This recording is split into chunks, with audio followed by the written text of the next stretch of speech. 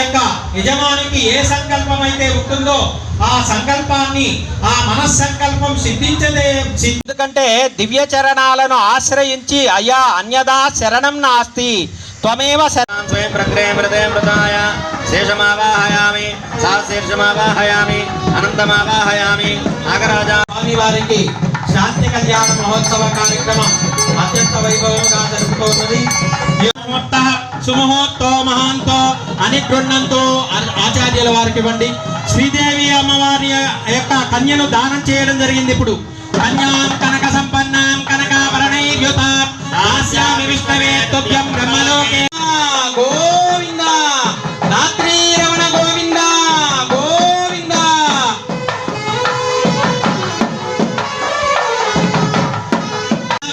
ప్రజాభూతమయ సంభవ మధుపక్క వస్త్రాదులను సమర్పించడం జరుగుతున్నది. దర్శనం చేసుకోండి.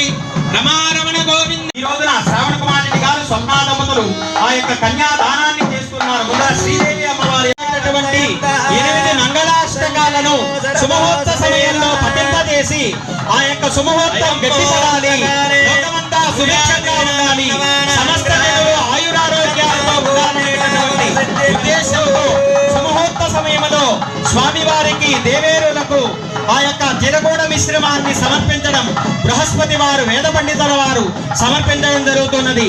ఏడుకొండలవాడ వెంకటరమణ గోవింద గోవింద. రాత్రే రమణ గోవింద గోవింద. లక్ష్మీ రమణ గోవింద గోవింద. వెంకటరమణ గోవింద.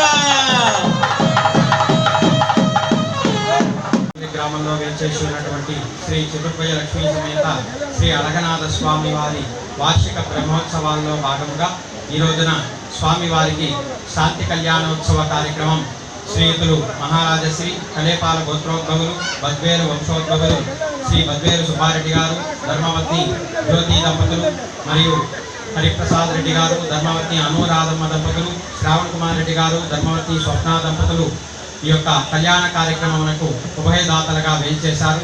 ఈ రోజున స్వామివారికి వార్షికంగా జరిగేటటువంటి ఈ యొక్క మహోత్సవాల్లో భాగంగా ఈ రోజున స్వామివారికి అత్యంత శోభాయమానముగా ఈ యొక్క కళ్యాణోత్సవ కార్యక్రమం అత్యంత వైభవంగా జరపబడినది.